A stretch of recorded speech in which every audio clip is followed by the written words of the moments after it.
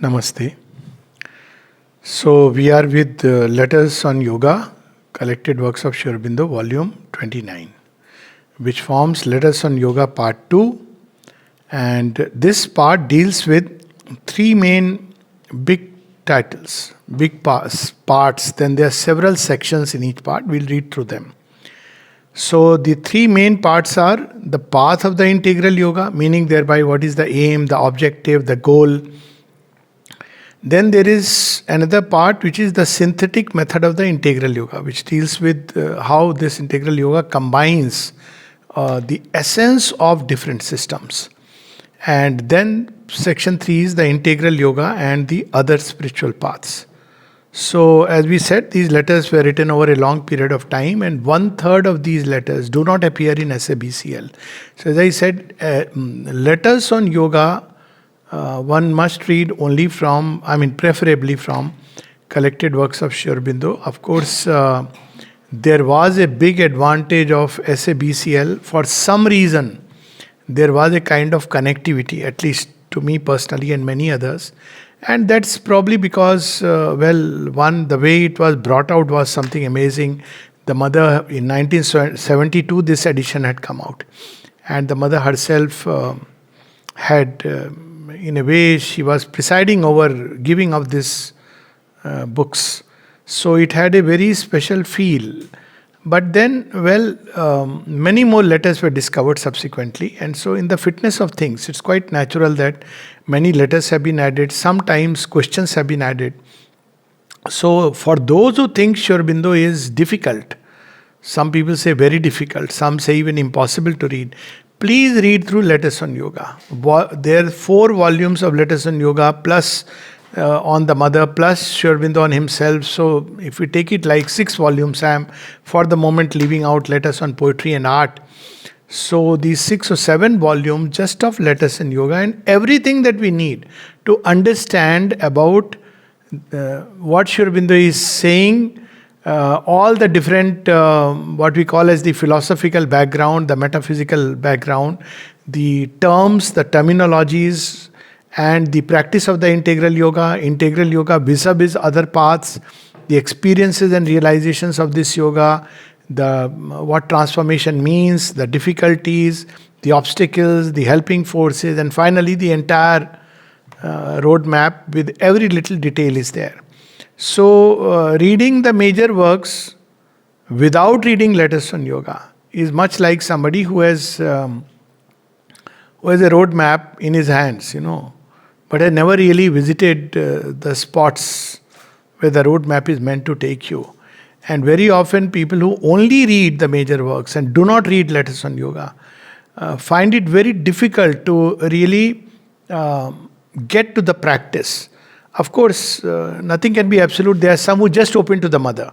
So that overrides everything else. If you open to Mother in Aurobindo, then you have gone beyond the need of scripture. And yet the scripture, these letters are helpful because there are always some dilemmas, some questions, some understanding or misunderstanding, and these letters clarify a lot. And that's what we are going to see today. So without spending much time, I'll quickly read through some of the titles. Part 1, the path of the integral yoga. It contains section 1 is path and the goal. Then section 2 is basic requisites of the path. It includes topics like the call and the capacity, qualities needed for sadhana, then purification, sincerity, aspiration, rejection, surrender, faith, all kinds of letters which give us an understanding of what really these things are. How to practice, what is surrender, what is the difference between dynamic surrender and tamasic surrender, what is central surrender, what is detailed surrender, everything, and very, very practically. And not only they show us the path, because they are Aurobindo's letters born from his own tapasya, they are very inspiring. We'll take a sample as we go by. Vigilance, patience, and section 3 is the foundations of the sadhana, which includes peace, equality, silence, and section 4, the divine response, the grace and guidance, the divine force, Guru. This was part 1. Then part 2 is the synthetic methods of the integral yoga, which includes central processes, sadhana through work, meditation, bhakti. All of that we'll find here. And practical problems in concerns in work, which include things like rules, discipline, rhythm, order, problems with people. Like, for instance, Sri Aurobindo gives a detailed guidance how we should avoid harshness, severity, anger, when there is a conflict, when there is a issue with somebody else, when there are differences of opinion. As I said, every small little detail he has mapped out. So nothing really is left unsaid. In fact, there is much more that has been said. Judging others, harshness, criticism. So everything has been said that ever can be said by anyone with regard to yoga. I can say this with fair degree of certitude. I have read books of yoga which give guidance. For instance, there are books which will teach you about meditation. There are books which will teach you about the basics of karma yoga. There are books which will tell you about bhakti. But then yoga is in real time. It's not a book journey, it's a real journey. So in real journey, many situations may come up. And how are we to deal with it? Now, there are some summary statements. Okay, keep your ego in the background. What does it really mean? Is self-respect ego or not? Does it mean that because we are supposed to transcend ego, should I not care about self-respect? So all these small little details, as I said, every possible detail. For instance, then of course, working with subordinates and superiors. How are we to deal with them? And these letters, as I said, not only in sadhana, many of them. Like equality is something which is required even in normal life. So how to practice equanimity? When our superiors deal with us in one way, how are we supposed to respond? When the subordinates are there and they are not listening or not working according to what my expectations are, how are we to respond? Then compliments and criticisms. So, dealing with physical things. So, we can imagine on every sphere. Okay, I don't know whether I'm being a good salesman or not, but well, concentration and meditation. Just imagine. People say how to meditate, how to concentrate in this yoga. Sometimes you feel that, please refer to section 3 of part 2 of Letters on Yoga, second volume. And I'll tell you just how many pages this whole thing runs into. From page 297 to 319, 20. So which means 23 pages on different aspects of meditation, followed by mantra and japa. So almost 32 pages on techniques of meditations, process of meditation, the difficulties of meditation, the obstacles of meditation, the best idea to meditate upon, everything is there. So, postures for concentration, regularity, length and other conditions, surface thoughts and imaginations, relaxation and concentration. So, inertia, laziness, tiredness, meditation, sleep and samadhi, all that is there. Then we have section 4, sadhana through love and devotion. And part 3 is integral yoga and the spiritual paths. So, which includes asceticism, realistic advaita, transformation in the integral yoga, what is meant by transformation. Then old spiritual paths and the integral yoga, which includes understanding the Vedas and the Upanishads, Jainism, Buddhism, Sankhya, Yoga, Bhagavad Gita, Advaita of Shankaracharya, Tantra, Bhakti Yoga and Vaishnavism, the teachings of some modern yogis, Raman Maharshi, Swami Ramtirth, Swami Ramdas, Christianity and Theosophy, vis-a-vis the integral yoga. So I suppose this is more than enough.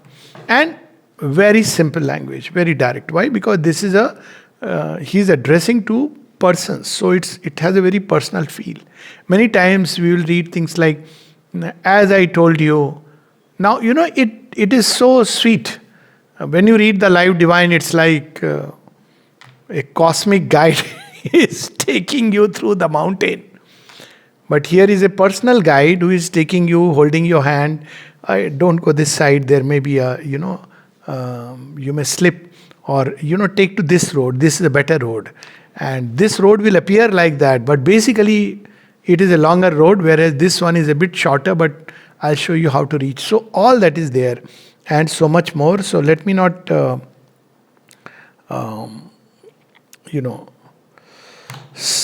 spend more time in this aspect, let me straight away come to reading some of the letters. As I said, it's very difficult to make a selection. This is just, as we know, Charnamrit, you just have a little bit of, in that used to be Yachmani, where you took a little bit and shared it with everyone. But one should, this only so that we go back to the original letters and read them. And as many times we read it, as I said, this is, if the major works are like special brands of divine wine, each is a brand. So letters on yoga are like a divine cocktail, where all the rasas of the divine wine, somras in different categories, are brought together and mixed together in a wonderful way. So this, I'm saying because so many people I have met, plenty, and they all speak about the life divine, the synthesis of yoga. Some speak about Savitri, and very few have really ventured into letters on yoga, which are the books to be read if one wants to practice the yoga. If one just wants to give a talk in seminars from the life divine, that's okay. But these are the letters which really show us how to practice.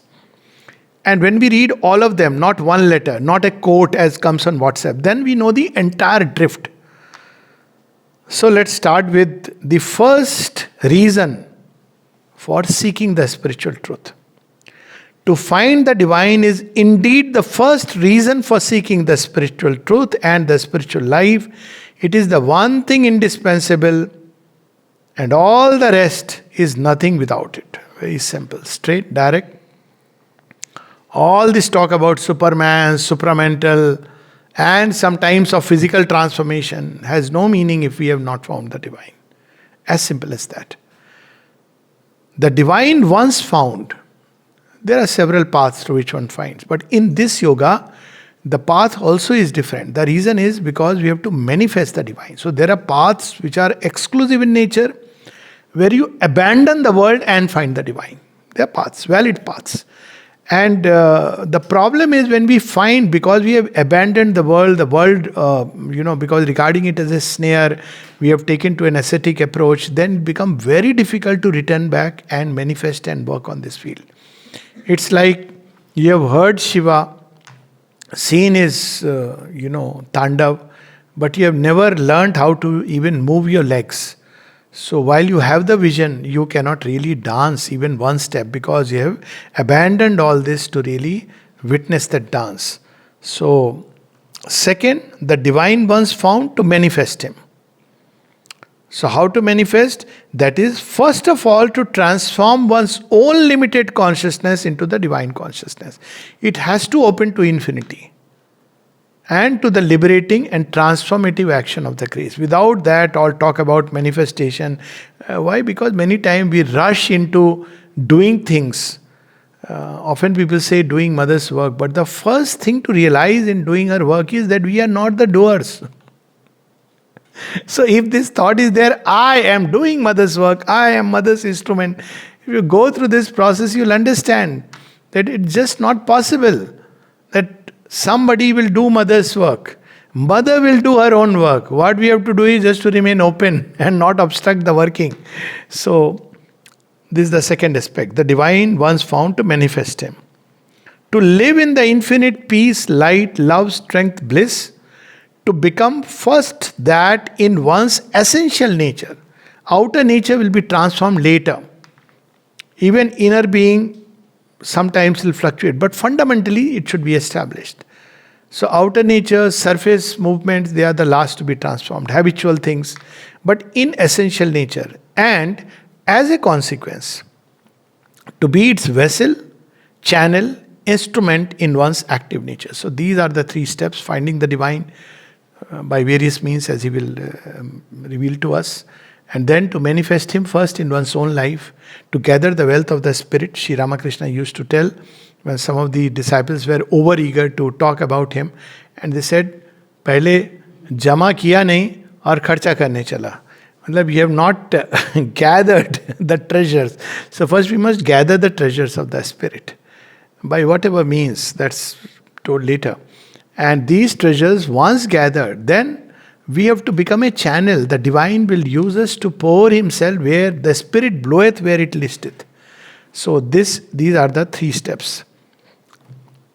Then this is part of the, I think this was part of the letter either written to Maharani of Baroda, most likely, or to this lady, Woodrow Wilson's daughter, Nishtha, one of them. So you have asked what is the discipline to be followed in order to convert the mental seeking into a living spiritual experience. So one thing is very clear, mere mental seeking, admiration for the teacher, the writing, oh they are so wonderful, is not enough. So he says how to convert it into a living spiritual experience. The first necessity is the practice of concentration of your consciousness within itself, within yourself. And there he says that there are 2 centers, the heart and the head, and actually the head center should open the above head center. So the consciousness, by habit, by practice, and somebody asked Sri Aurobindo that I find it difficult to do it, so he said, practice. So he said, I am trying to practice, but still I am not able to do it. So Sri Aurobindo wrote back, practice more and more. So ultimately, these things come by practice. There is no simple that today I sat and it didn't happen. 2 months, 2 years, depending on a past preparation. But one has to learn to focus the consciousness within. So let's see what are some of the sutras of this yoga which Sri Aurobindo reveals through these letters. People often ask what are the practices in this yoga, how to meditate, what should we do? Because unfortunately we have this idea of thinking yoga equivalent to meditation. Meditation equal to closing eyes and sitting in a posture. And this idea that yoga or spiritual life is antagonized to material life. So invariably there is the idea of the asceticism, that you withdraw from life. If you are in life, if you have, let's say, family, child, you are in a job, then this yoga is not for you.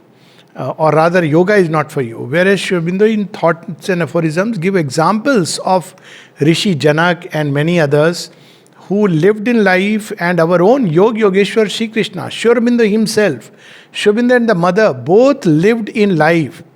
Not only lived in life, but in the most difficult of situations and circumstances. So, yoga, much more than outer conditions, is about inner aspiration and inner truth. So, we have these long letters. I am just reading a little portion. This yoga is not a yoga world shunning asceticism. So, when people come to the ashram, some people think going to ashram means you have taken sannyas. Once there was a very strange story about, I think people know about Vimaltai, who was very sweet, with a sweet bird-like voice. And when she left her body, then some small amount in her FD at some point of time. Now somebody came to claim, but the problem is that technically, if you join an ashram, as per law, you are a sannyasi. So it was very difficult to explain that, well, in this ashram, there is nothing like sannyasi. But nevertheless, the rules don't operate like that. So according to the rules, you are a sannyasi. But if you look at this ashram, which is so different from any other ashram, in the sense, I have been to several ashrams, you will see meditation halls, you will see bhojan bhandar, where you can have food, and little bit of maybe, physical exercise, that too is not very common. These are the 2 main things, a prayer hall, a meditation hall, and you have sometimes a library and the for food, for sustenance. But here you have so many, the entire life is represented here. Including you have an activity where people are creating products, selling it, dairy, you have school, big educational facility, and on a completely new grounds. You have a nursing home which is supposed to run at least on a new vision of health and healing. You have, of course, the dining room is here, where again, it's not just about eating, but about a new way of approaching the whole idea of food. the mother's consciousness in it, and how we should be when we are eating, what should be the atmosphere, how it is cooked. All these things are important. Before serving, they will all stay quiet and do meditation. Then of course we have printing press, we have the agarbatti section, we have many of the handicraft which are made by the ashram in different departments. We have painting, music classes, art, dance. I mean, name it and it's there. Even scientific things. In the ashram school, there is a 5-year course which is accepted as officially as an engineering equivalent to BTech. And people are teaching. This ashram was pioneer in the solar project. And now, of course, windmill, which is Aurobindo, and if you go to Aurobindo, many more activities, which is branching out of this. So we can imagine that the number of creative ideas, new ideas which have come out from this place. So this yoga is not a yoga of world shunning asceticism, but of divine life. Sports facility, not just for physical exercise. If you really see the sports facility, swimming pool, and people are amazed that you won't have an official meditation room here. As I said, because all life is yoga. This yoga is not a yoga of world shunning asceticism. It's a different thing that inside we should be free from either indulgences or from that attachment to material things. So we should not be hankering after them. If they are there, use them rightly, divinely. If they are not there, don't hanker after them. But asceticism makes almost a fetish of forcefully staying away from the objects. Your object, on the other hand, your is to somebody. So as I said, you will see very personal touch in it. Your object, on the other hand, can only be gained by entering into samadhi and ceasing in it from all connection with world existence. Somebody may have asked this question related to that, well, I don't want this life and I want to be freed, escape from this life, Jagat Janjal, the World Wide Web, www. And he must have said that you can know only by entering into samadhi. And so in the same letter he says, the way of yoga followed here has a different purpose from others. For its aim is not only to rise out of the ordinary, ignorant world consciousness into the divine consciousness, but to bring the supramental power of that divine consciousness down into the ignorance of mind, life and body, to transform them, to manifest the divine here. So as we have read earlier, to find the divine and then to manifest the divine. That's why transformation is required. Because even if we find the divine, the instruments are not ready. That's why we see that Sri Ramakrishna says that I was waiting for you. When Swami Vivekananda, then Narendra, comes. And he is wondering why he is waiting for me. Because he says, you are my Shakti. He has the knowledge.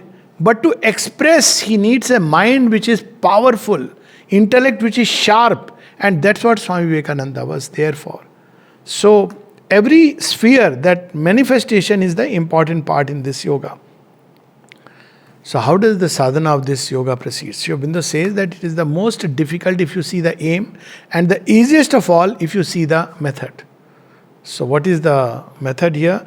The sadhana of this yoga does not proceed through any set mental teaching or prescribed forms of meditation, mantras or others. So then how does it proceed? But by aspiration, by a self-concentration inwards or upwards, by self-opening to an influence, mark the words, to the divine power above us and its workings, to the divine presence in the heart, and by the rejection of all that is foreign to these things. What is foreign to these things are ego, desire, ambitions, the sexual impulse, all those things that fear, most of all, the biggest impurity, which bind us. It is only by faith, aspiration and surrender that this self-opening can come. See, mark the words. Nowhere he says that in this part that it's only if you, as a living guru, you turn to me. He is not saying that. He is not putting a condition that you have to live here to do this yoga. He is not putting this condition that if you have been born and you have grown up here and studied in the ashram school, therefore yoga is done for you. None of these things. Whether we are here, there, studied here or elsewhere, yoga is an inner effort towards finding the divine. And if we don't do that inner effort, even if God is standing before us all the time, in human form or the subtle form, we won't be able to recognize him. That's what we see. Shri Krishna is there, but there are so many who cannot recognize him. So, how to do it? He says it's not by prescribed forms of meditation. So, all those who are teaching Sri Aurobindo's yoga in the name of this is the method of meditation, and we should be careful that, well, nothing wrong in learning if one wants to learn. But what Sri Aurobindo has written about it, mantras or others, nobody gives any mantra in this yoga. So, mantra, if it has to come, he says it will spring up from within. So what is required is self-concentration inwards or upwards. Whether we are sitting, standing, walking, studying, everything. We should be concentrated. Where? By self-opening to an influence, very wonderful, divine influence. To the divine power above us and its workings. To the divine presence in the heart. And by the rejection of all that is foreign to these things. It is only by faith, aspiration and surrender that this self-opening can come. So we have to increase the faith. If we don't have faith, somebody asked Mother how to have faith. He said, ask for it. Instead of asking 101 things. Be in the company of those who have faith. Read the books which will inspire us like that. Mother and Sri Aurobindo's works. So this is the way to increase faith. Faith cannot be increased by mental analysis and argument. That he has, I think previous time we had read, that you cannot solve doubt by 100 and 1,000 arguments, because the mind will always find some other justification. Aspiration and surrender. Then Sri Aurobindo has spoken about Superman. He has spoken about supramental being. So there are people who are drawn by this idea. And at one place, see what happens. Asura particularly is very much attracted. He doesn't want to give himself. Oh, I'll become Superman. I'll have more power. Aggrandizement.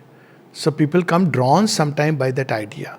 So Sri Aurobindo says, to come to this yoga merely with the idea of being a Superman would be an act of vital egoism which would defeat its own object. When we read Sri Aurobindo's essay on the Superman, he says Superman is full of humility. Superman is not aggrandized ego with huge capacities like the Titan. Of course, a yogi will have capacities, but he's not going to display them, show them off, or say that I have these things and those things. So that's what a Superman makes himself the slave of all, because he sees the divine in all beings. That's how Sri Aurobindo speaks of the Superman. He gives plenty. He's like the cow of plenty, giving to all, because he's receiving from an infinite source. Those who put this object in the front of their preoccupations invariably come to grief. So why? Because it's ego, which is masquerading. And again, then what is the logic of supramental transformation? Precisely because it is through the transformation that the fullness of the divine manifestation is possible. That's the only logic. Because if the organs, the instruments are not transformed, then even if inwardly you are in a very high state of consciousness, even the highest, still they will limit. Because inwardly one may be Trigunatit, and yet one with the divine, yet the instruments will not allow. The natural expressions will be limited. So he says that if they take that, they come to grief spiritually and otherwise. The aim of this yoga is first to enter into the divine consciousness by merging into it the separative ego. So, and he says, incidentally, when we do it, we find the true self. So the two don't stay together. This, of course, well known in ancient yoga, that the ego and the divine. Why? Because it's like if light is there, darkness can't stay. Shadow is dissolved. You can't have the two together. In front of light, shadow of darkness dissolves. So, secondly, to bring down the supramental consciousness on earth to transform mind, life and body. This is written before the supramental manifestation took place. Now that part has been done, it's already active and operative upon earth. So many of these letters have also to be seen in that context. That these are written, all letters of Sri Aurobindo are written before the supramental manifestation. Now, because it is manifested, things have become lot more easy. Finding the psychic being has become easier. Transformation process, opening has become much more easier and universal. All else can be only a result of these two aims, not the primary object of the yoga. Oh, another one. So there is, often you will see some people, they believe they can shut themselves, because they read Sri Aurobindo's life. So if they shut themselves in a room, some even think that they will wear a dhoti and go bare body. I am not joking. I have seen people and they can, stand like that, and they are great yogis and sadhaks. So Sri Aurobindo's letter. I have used a word for this, imitative spirituality. So it doesn't lead us anywhere. And for this, there is a very interesting story in the Bhagavad, and that is the story of Pandrak Vasudeva, who somehow attaches to arms and has a vahana like Garuda. I don't know how he manages, even Sudarshan Chakra type of thing he manages. And then Shri Krishna has to cut off his arms, come and cut off his two arms and destroy that whole bubble. And people started believing he is God, that he is the original one. So this is where he cautions us that you must get out of certain wrong ideas that you have about yoga. Number one, the object of yoga is not to become like Sri Aurobindo or the mother. Let there be only one Sri Aurobindo whom we can worship to our heart's content, adore and give ourselves. Let there be only one mother and Sri Aurobindo. Why? Because see, there are people who have even, you'll be surprised, there are movement, there are people who have declared that I am Mother Meera. And there are centers and movements around them. So somebody had even sent me one of the videos and asked my opinion. I said, no opinion. What opinion you want on this? And what the person is saying, lot of philanthropy and all these activities, usual stuff going on. So again, someone asked that, philanthropy and all, why it is not done in the ashram? Because the aim of yoga is union with the divine. Philanthropy has its place, but yoga has nothing to do with it. Yoga is not about service to human. Yoga is about service to the divine. And the highest service to human is to awaken him to the divine consciousness. That's why even today somebody was talking about religion, and this religion, they are feeding so many poor people, building free hospitals. I said, religion is not meant to do these things. There are people who don't even believe in God who do this. Religion is meant to take you to the doorsteps of the spirit and to make your life as uplifted as possible in every sphere. That's what dharma is about.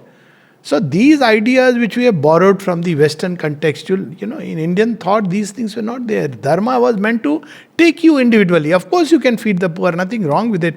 But to make it a fetish and make it appear synonymous with spiritual life, that's where we should understand that it's not that. So, object is not to become like Sri Aurobindo or the mother. Those who cherish this idea easily come to the further idea that they can become their equals and even greater.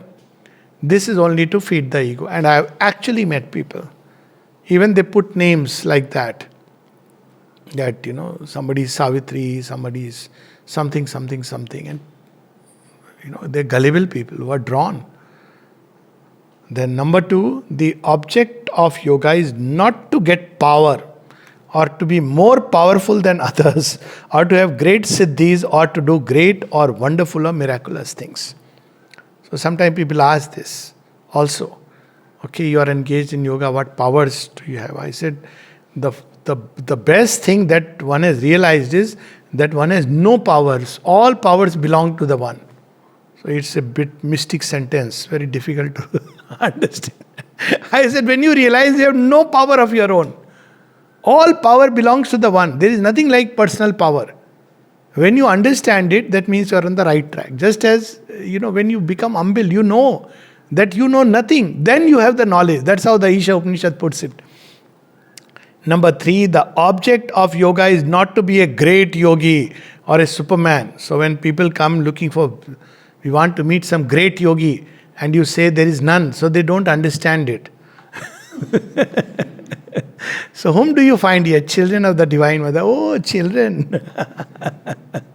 Child of the Divine Mother is something beyond what one can imagine.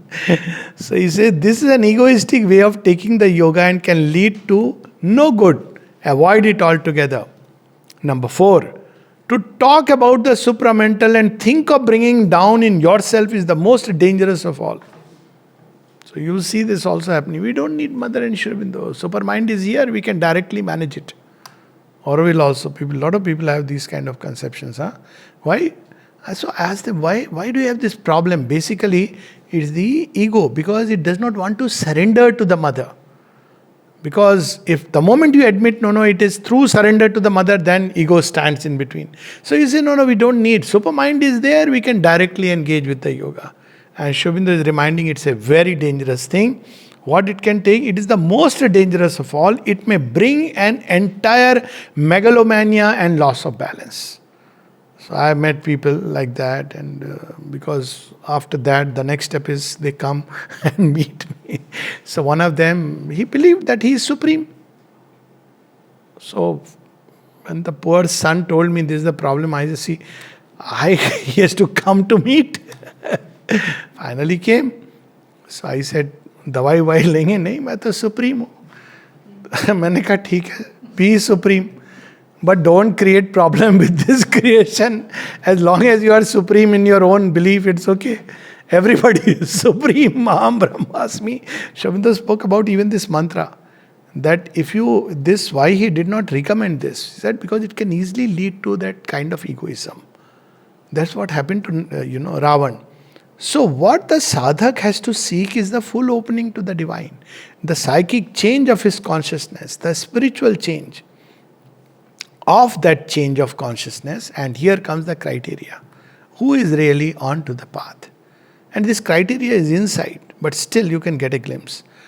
Of that change of consciousness, selflessness, desirelessness. I want this. Even that, I have to write a big book and can you help me in publishing it? All this is all nothing but ego-aggrandizing itself. If something has to happen, the Divine Mother will do it. That's all. That should be the end of the story. Because people have asked this, that, how did you get your 10 books published? I said, I have no clue because none of them I got published. The moment you have this, or this is my book, you take, I'm saying in this context, but in every context, I, my, minus. Myness should become minus. So selflessness, desirelessness, humility. The more one ascends, the more one realizes one is nothing. This comes automatically. It's not something artificial, and it has nothing to do with humility before others. Sir, I am nothing. Inside you are saying, जानते नहीं हो मुझे. That has no meaning. Because with the world you have to deal with it on its own equal footing. But before the divine, I am nothing. Without the divine, one is nothing. One reaches that state and must reach that state where one knows, without the divine, I don't exist. Existence has no meaning. Then that is humility. What is next? Bhakti. Surrender. Bhakti is to take joy in the divine, to give oneself to the divine. Calm, equality, sign. Peace, quiet, sincerity are necessary constituents. So these are the things to be cultivated. Rather than, speak about supramental transformation and land up with the inframental stage. So he says all these are egoistic ideas, if indulged, can only aggrandize the ego. I have met people saying, Mother gave me the command. I said, please keep all that side. She gave the command, you don't have to tell everybody. You tell what is the work. Because that is another way. Mother, of course, one can receive a guidance, whatever it is. But you don't speak about it. Mother gave me the command that I should come to you. And once somebody went to Champaklalji saying, Mother has sent me to you. Mother came to me and sent me and asked me to come to you to ask for work. So Champaklalji looked up and said, but Mother has not told anything to me. Gave a flower and said, go. He was not impressed by this. Anybody can say mother has. I'm not saying there is no genuine experience. There are genuine experiences. But you don't start using these to get something personal done. That should not be the whole idea. So, this is how these letters go. Very beautiful. So, who is ready for the yoga? People often look at their defects and say, I am not ready. If you see the defect, nobody will be ready. So, what is meant by readiness? Fitness also, there is a whole passage. By readiness, I did not mean capacity. It is not about capacity for meditation, but willingness. So what is meant by readiness of the yoga? If there is the will within to face all difficulties and go through, he's not saying it's an easy path. No yoga is easy. Any yoga, even the yoga of moksha is not easy. The yoga of bhakti, when you ask those who have, Meera says at one point, Jo mein aso janati preet kiye dukh hoye nagar dindora peetti preet na kije koi. If I knew that love is going to be such a torture, I would have drummed everywhere that never love. It's not easy. After all, you are aspiring for the highest. There may be slippages, there may be fall, there may be dangers, difficulties. Not that this is the main thing in the yoga. But yet, readiness is about the will to face all difficulties and go through, no matter how long it takes, then the path can be taken. So those who are wanting an easy cakewalk, McDonald's 5 years realization, is not the yoga for that. Then there are people who dabble, they try something, then leave, go somewhere. So Aurobindo says, a spiritual opportunity is not a thing that should be lightly thrown away with the idea that it will be all right some other time. So you see, if you look at it this way, I would rather say people who have grown up here, it's a far greater responsibility. It's an opportunity. To miss that opportunity, what does it mean? One cannot be so sure of the other time. Besides, these things leave a mark, and at the place of the mark, there can be a recurrence. So one should be very clear. When a possibility is given, opportunity is given, one should take it fully and go, whatever happens. But, as always, we'll see. Now you see, if you put only this quote, it sounds, oh my God. But you see the other quote, and you'll say, oh my God. So the other quote is, right next comes, the spiritual destiny always stands. It may be delayed or seem to be lost for a time, but it is never abolished. So this is so important with Sri Aurobindo's letters or his writings. Read the entire thing, then we have the drift. See, if you read only the first one, it looks lost, gone. But if you read the second one, it says, oh, okay. We are never abandoned. It may be delayed, it may be even lost for a while. So this is how these letters go. What about certain qualities? First was capacity, net qualities. It is difficult to say that any particular quality makes one fit or the lack of it unfit. One may have, now mark the words, one may have strong sex impulses, doubts, revolts, and yet succeed in the end, while another may fail. It's not mathematics. So why? Because sometimes people who don't have many of these defects are very proud. We are special. Look at this fellow, he has this defect, that defect, and all that defect now is entering into them. So he says, if one has a fundamental sincerity, fundamentally, no, I have 1,000 defects, but I still want this. So there are letters of people, there was one particular person, you sent telegram, sir, I have fallen again, want your blessings, and Sri Aurobindo will write blessings, sometimes Ashish. 1,000 letters or telegrams, and Sri Aurobindo is writing blessings. As long as you want to go through, most important is not to give up, not to be frustrated to that point that no, I am unfit. This is where one should not. A will to go through in spite of all things and a readiness to be guided, that is the best security in the sadhana. And the mother says that why do we think that our difficulties are impossible? Because we lack trust in the grace. These are her words. Fitness for yoga is a very relative term. The real fitness comes by the soul's call and the power to open oneself to the divine. It's not about qualities. If you have that, you have the fitness. And your past actions cannot stand in the way.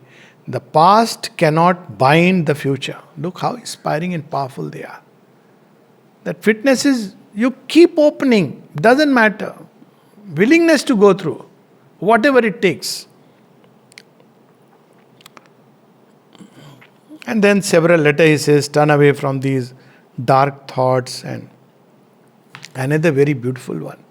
See, a particular geographical space may, sometimes people say, I could not join the ashram, or I am not. So does it mean that I am not taken by the yoga? Or mother and people have this idea, mother and Sri Aurobindo have not accepted them.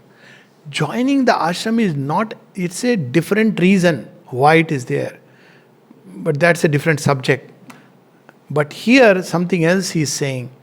The house of the divine, and this is after the ashram is formed and there were devotees who were outside, and the house of the divine is not closed to any who knocks sincerely at its gates. How beautiful this is.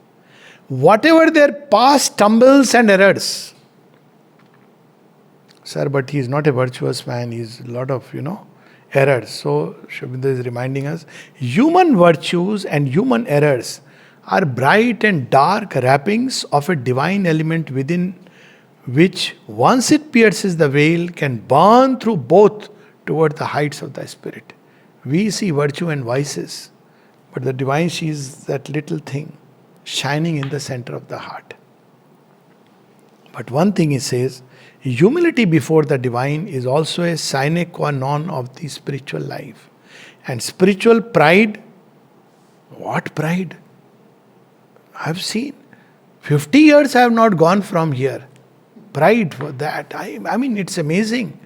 As I said, I have lived here, I have grown up here. Pride, spiritual pride. So, he says spiritual pride, arrogance or vanity and self-assurance press always downward. I am a special blue-eyed boy. Who knows, blue-eyed boy will did turn dark-eyed boy. So that's why humility before the divine. But confidence in the divine and a faith in one's spiritual destiny. That is, what does this faith mean? Since my heart and soul seek for the divine, I cannot fail one day to reach him, are much needed in view of the difficulties of the path. A contempt for others is out of place, especially since the divine is in all. And then comes this beautiful letter. This was written to Champaklalji, the one which we are going to read. It's about meaning of surrender. The divine gives itself to those who give themselves without reserve and in all their parts to the divine. For them the calm, the light, the power, the bliss, the freedom, the wideness, the heights of knowledge, the seas of Ananda. So the secret lies in giving oneself to the divine. What does giving mean? With the thoughts to think of the divine is to give the thoughts to the divine. With the heart to feel and love the divine is to give oneself to the feelings to the divine. With the will, seek to serve the divine. So one has given the will to the divine. With the body, use it as an instrument of the divine. So this giving to the divine. Surrender is giving oneself to the divine. To give everything one is or has to the divine and regard nothing as one's own. So what does it mean that one is given? It means it's not mine, it is the divine's. And to use it rightly, divinely. To obey only the divine will and no other. To live for the divine and not for the ego. And then he says the divine can lead, it does not drive. There is an internal freedom permitted to every mental being called man to assent or not to assent to the divine leading. And he says that's the only way that spiritual evolution can go on. Somebody asked Sri Aurobindo, sir, why do you give so much freedom? Freedom even to hang at the end, long rope, to hang at the end of it. Sri Aurobindo said, you cannot create Superman in any other way. It's not something imposed. It has to evolve through the choices we make. Now, this is a very powerful, beautiful letter. So, people think divine cannot do everything. You have to do. But divine is there as the higher touch. And there are many paths where you have to do your meditation. He has given the guidance. Now you have to do it yourself. And Sri Aurobindo says, all can be done by the divine. The heart and nature purified. The inner consciousness awakened. The veils removed. Just imagine all, including this purification. But there is a condition. Condition is, if one gives oneself to the divine with trust and confidence. What a condition. We thought condition means if you meditate every day 3 hours, then all can be done by the divine. If you do so many japas in a day, then thing can be done by the divine. If you join the ashram and do 12 hours a day work, then it can be done by the divine. Nothing. Giving oneself to the divine is the secret. Then all can be done by the divine. The if is, if one gives oneself to the divine with trust and confidence. And even if one cannot do so fully at once, look at it, what a compassion. Somebody says, sir, this if is a little too much. So he says, even if you cannot do it fully at once, yet the more one does so, the more the inner help and guidance comes. Keep on increasing it. There is always something to give. And the contact and the experience of the divine grows within. If the questioning mind becomes less active, and humility and the will to surrender grow in you, this ought to be perfectly possible, which means questioning, doubt should not be there. That is he really divine, not divine, 100 things. Second, humility and the will to surrender. These are the 3 things. Not even surrender, using the word will to surrender. And then he says, it started with all can be done by the divine, ends with this another Mahavakya. No other strength and tapasya are then needed but this alone. So when people ask what is the method of this yoga, what are you going to say? You can hold a camp, but you can't teach how to give oneself. It's almost like teaching people how to love. You can't teach it. This is something which happens. If it happens, it happens. So what is the surrender? Meaning of surrender. The core of the inner surrender is trust and confidence in the divine. Core is this. One takes the attitude. See how Sri Aurobindo is giving with the examples. One takes the attitude, I want the divine and nothing else. I do not know why you should think that you can be asked to give up that. Somebody has said I should give up even this. So he says, I want to give myself entirely to him. And since my soul wants that, it cannot be but that I shall meet him and realize him. This is the core of inner surrender. I shall believe in him, accept his will, aspire steadily for his light and presence and joy, go through all difficulties and delays, relying on him and never giving up. Most important is never to give up. Even if everything is dark, even if it is the last moment, antaha kale. Never to give up, but to turn to the mother. Give yourself. Even that anta kale, give it to her. This is the path they have shown to man. All for him and myself for him. Whatever happens, I will keep to this aspiration and self-giving and go on in perfect reliance that it will be done. So this is the attitude that Sri Aurobindo wants us to grow. And then in this yoga, another important practice is equality. So what is equality? Equality is in a certain sense already the sign that there is surrender is growing. So he says equality means a quiet and unmoved mind and vital. It means not to be touched or disturbed by things that happen or things said or done to you, but to look at them with a straight look, free from the distortions created by personal feeling, and to try to understand what is behind them, why they happen, what is to be learned from them. So basically, regardless of situations, circumstances, physical, emotional, vital, intellectual, differences of opinion, people you loved most, cared most, suddenly vanished from your life, they are the one who cheat you, deceive you, doesn't matter. Not to have ill will or anything, but just to take it, accept it, receive it with grace and dignity, with trust and confidence in her, and to keep moving towards the path. Even if somebody has insulted you, as the mother said at one place, it is the ego that feels insulted. The soul is never insulted.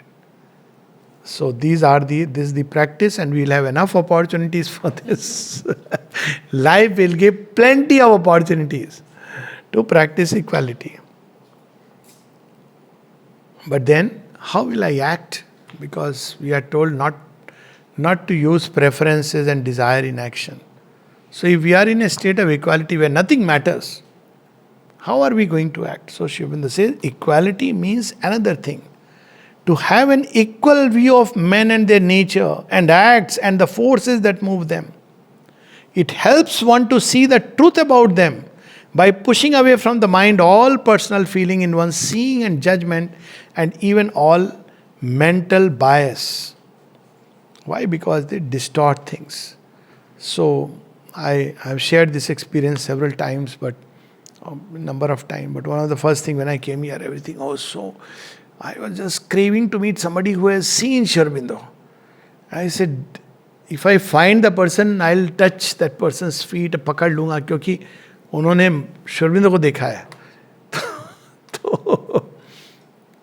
So it so happened, I think within a couple of days, I was in international guest house and somebody came running. Arey, hello, here is somebody who, you were asking for somebody who has seen Sri Aurobindo. Here is somebody who has seen Sri Aurobindo. So I said, just went there. Like I was all, mauka mil jaye. So anyways, there was a lady who was saying her own stuff, and then she said, they introduced me to her, and she wanted to go to her place where she was staying, and she didn't want to go alone because she was not feeling too sure. And I said, I'll take you very happily. So I accompanied her. But by the time I reached that place, all this idea that somebody has seen Sri Aurobindo, I must fall at the person's feet, vanished. So we have to touch only Mother and Sri Aurobindo's feet. So all these ideas, these are biases, we develop. I even say people who say, people staying in the ashram. How do we know that somebody who is staying far away is not much more sincere, engaged in the yoga? All these mental biases. Because the inner truth is known only to the divine. And so we should be completely free of all these biases, feeling, this is mine, this is my relative, therefore, I must give a preferential treatment. This person speaks my language, so you can easily... All these biases, plenty of them. Human nature is shot through and through with these inbuilt programmings. This does not mean we don't have to see and understand, but from a deeper side, not on the basis of these habitual reactions and responses. So she says, you have to see whatever is wrong in the movement, but you don't have to start judging and start, acting on this inherent biases. And then comes a very beautiful section with which we'll stop about the Guru. So Sri Aurobindo says very clearly that in this yoga, the relation of Guru and disciple is only one of many relations which one can have with the divine. And in this yoga, which aims at a supramental realization, it is not usual to give it this name. So, what are the relations with the Creator we see in Isha Upanishad? He is described as one who is the pure one, as one who takes care, fosterer, nourisher, nurturer. They don't use the word father, mother. Friend, beloved, leader, partner, everything. So every kind of relation one can have with the divine. But of course, to have the relation of the beloved with the Divine Mother, one has to be very, very, very inwardly pure. Like that's what we see in Satyavan. For everybody, it is Divine Mother. To Satyavan, the Divine Mother comes as a beloved. Because Satyavan is so complete in his giving. The moment he sees, he says, I give myself fully to you. That degree of, then she comes even as a beloved. Otherwise, Divine Mother, difference is just a little, very thin veil. And it's much easier to relate with the Divine as Mother. But yes, the relation of the Divine as lover and beloved is the highest. Sri Aurobindo speaks about this in the synthesis. Anyways, all relations can be had. Rather, the Divine is regarded as the source, the living sun of light and knowledge and consciousness and spiritual realization, and all that one receives is felt as coming from there through the Divine hand. This is a greater and more intimate relation than that of the human guru and disciple. It's described in detail in the Yoga of Divine Love, in the Synthesis of Yoga. Then somebody asked Sri Aurobindo that why is it that surrender to the Guru is regarded as the greatest of all surrenders? Guru Gobind do khade kake lagu pao. Guru is there and Gobind, the Divine. Whom should I touch first? Then he says, Balihari Guru aapki, jin Gobind diyo bataye. That the Guru first. Because it is because of him that I have realized the Gobind. So here Sri Aurobindo puts it in his own way. Surrender to the Guru is regarded as the surrender of surrenders, because through it you surrender not only to the impersonal but to the personal, not only to the Divine in yourself but to the Divine outside you. You get a chance for the surpassing of ego, not only by retreating into the self where ego does not exist, but in the personal nature where it is the ruler. It is a sign, it is the sign of the will to complete surrender to the total Divine. Samagram mam manushim tanum ashritam. So that's why surrender to the Guru is regarded as the highest of surrenders, surrender of all surrenders, and Sri Aurobindo endorses it. That by, and also the body participates in that surrender. That also the mother says. Otherwise, inside I am surrendering. But body must participate. The ego must participate. It must obey. Then there is another modern liberal thought. Arey, all gurus are same. It is okay. Today I will sit here. Tomorrow in Tiruvannamalai. Third day I will dabble with, Brahmakumari's. Fourth day I will go to Sri Ramakrishna. It's okay when one is just an intellectual seeker. But when you have taken to a path, then fidelity to the path is important. Now, it's not that we have to convert anybody. That's not required. Here Sri Aurobindo says, all true gurus are the same, the one guru, because all are the one Divine. Now imagine if this line somebody posts, our very famous WhatsApp quotes. All true gurus are the same, the one guru, because all are the one Divine. Wonderful, no? If you read it, what is the meaning we'll draw? Now comes the next sentence. That is a fundamental and universal truth. That also looks very nice. But there is also a truth of difference.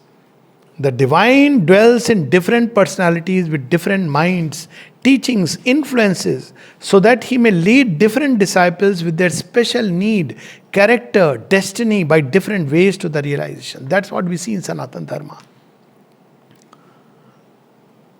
Further, he qualifies it. Because all gurus are the same Divine, it does not follow that the disciple does well if he leaves the one meant for him to follow another. He makes it even more clear. Fidelity to the Guru is demanded of every disciple. According to the Indian tradition, all are the same is a spiritual truth, but you cannot convert it indiscriminately into action.